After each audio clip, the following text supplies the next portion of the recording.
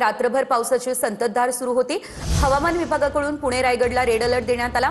काही ठिकाणी मुसळधार पावसाची शक्यता आहे तर काही जिल्ह्यांमध्ये अतिजोरदार पावसाची शक्यता आहे। हवामान विभागाकडून सतर्क राहण्याचं आवाहन करण्यात आलेलं आहे।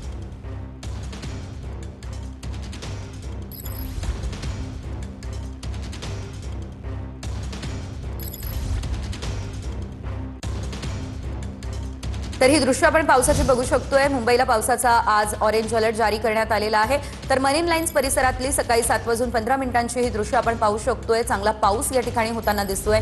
दुसरीकडे डेक्कन परिसर पुणे या ठिकाणची सकाळी 7:05 देखील दृश्य आपण पाहतोय। पुण्याला आज पावसाचा रेड अलर्ट देण्यात आलेला आहे। त्यामुळे आता मुंबई आणि पुण्यात दोनही ठिकाणी पावसाची संततधार आजही कायम राहणार असल्याचं दिसतंय।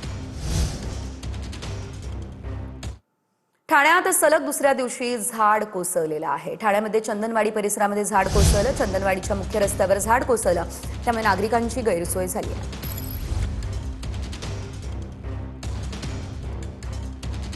चंदनवाडी परिसरात झाड पडल्याची घटना घडलेली होती। गेल्या 2 तासापासून या ठिकाणी झाड याच ठिकाणी पडलेलं होतं, मात्र याला बाजूला करण्यासाठी कोणीही उपस्थित नव्हतं। आता अग्निशमन दलाचे कर्मचारी या ठिकाणी येऊन या झाड छाटणीचं काम आहे ते सुरू आहे। सध्या या ठिकाणी आहे ते बदामाचं मोठं झाड रस्त्यावरती पडल्याने नागरिकांची गैरसोय होत होती। या ठिकाणी शाळकरी मुलं असतील किंवा मग कामावरती जाणारे कर्मचारी असतील, यांना मात्र मोठा वळसा घेऊन कामाला जावं लागत होतं। 2 तासापासून हे झाड असं ज्या परिस्थितीमध्ये पडून होतं, मात्र कोणीही या ठिकाणी आपत्ती व्यवस्थापन असेल किंवा ठाणे महानगरपालिकेचे कर्मचारी या ठिकाणी उपस्थित नव्हते। आता हे अग्निशमन दलाचे कर्मचारी या ठिकाणी उपस्थित झालेले आहेत। व्हिडिओ अजय कुडाळकरसह निखिल चव्हाण, टीव्ही मराठी, ठाणे।